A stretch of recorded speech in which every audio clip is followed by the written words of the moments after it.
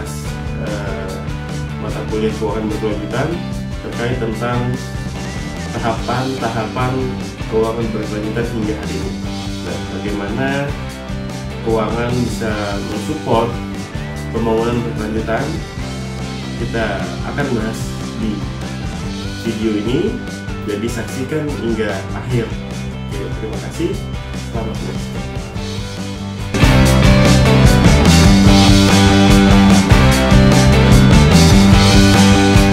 Dan bagaimana keuangan ini bisa mensupport pembangunan berkelanjutan.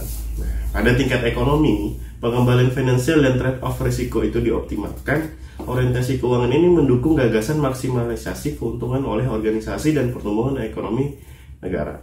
Nah, selanjutnya di tingkat masyarakat, dampak keputusan bisnis dan keuangan pada masyarakat itu bisa dioptimalkan. Dan akhirnya di tingkat lingkungan, dampak lingkungan dioptimalkan. Nah, seperti yang telah diperdebatkan, ada interaksi antar level tersebut. Nah, oleh karena itu penting untuk memilih kombinasi yang tepat dari aspek keuangan, sosial dan juga lingkungan tadi.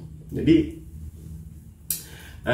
ketika produksi ditingkatkan, itu berpengaruh nggak tuh pada kegiatan sosial? Apakah mereka membutuhkan lebih banyak tenaga kerja yang pada akhirnya mempergunakan anak sebagai tenaga kerja gitu. Nah, itu bisa kita pilih ulang gitu ya, kombinasinya. Bagaimana aspek-aspek yang tepat. Nah, ketika produksinya diturunkan misalnya, nah, apakah berdampak kepada lingkungan menjadi lebih baik karena kurangnya polusi, ataupun memang dari aspek ekonomi menjadi juga menurun. Nah, itu bisa kita lihat nanti.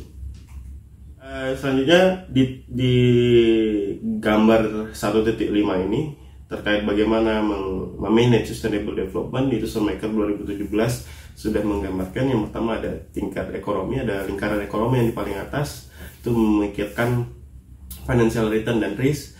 Di lingkaran yang kedua ada society, dan lingkaran terakhir yang paling besar adalah di lingkungan. Nah, evolusi dari pembangunan berkelanjutan ini merubah gitu ya, dari yang namanya shareholder value ke arah stakeholder value. Jadi semua aspek yang memiliki pengaruh dari sebuah perusahaan itu harus juga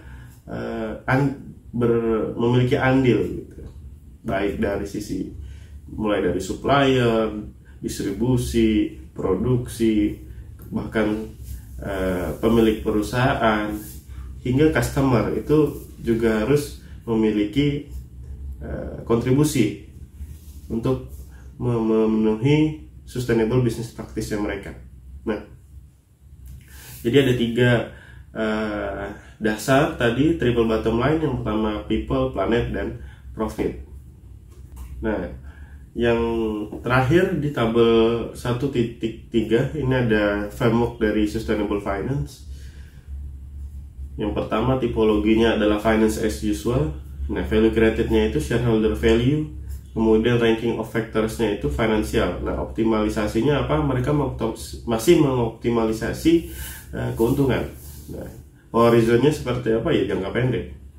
Nah, ini finance as usual atau kegiatan bisnis, kegiatan keuangan yang seperti biasa, yang konvensional yang biasa kita lakukan sekarang. Nah, kemudian tipologi tahap yang kedua ada sustainable finance 1.0. Ya, itu kita merefine gitu ya, apa itu shareholder value. Kemudian ranking dari faktornya adalah masih lebih besar dari financial faktornya dibandingkan sosial dan environmentnya. Nah, optimalisasinya yaitu mereka masih mengoptimalisasikan profit dari sisi finansial daripada social and environment. Nah, ini jangka waktu pendek masih. Nah, yang ketiga ada sustainable finance 2.0. Nah, ini sudah value created-nya stakeholder value ya, yang pertama tadi shareholder value, yang ketiga ini sustainable finance 2.0 ini stakeholder value, yaitu people, planet, dan profit. Nah, ranking factors-nya mereka menyebutnya rumusnya I sama dengan F tambah S tambah E. I-nya itu integrated value, F-nya itu financial, S-nya itu social, dan I-nya itu environment. Nah, optimalisasinya jadi yang dioptimalisasi tidak hanya satu aspek, melainkan integrasi aspeknya tadi yang ingin.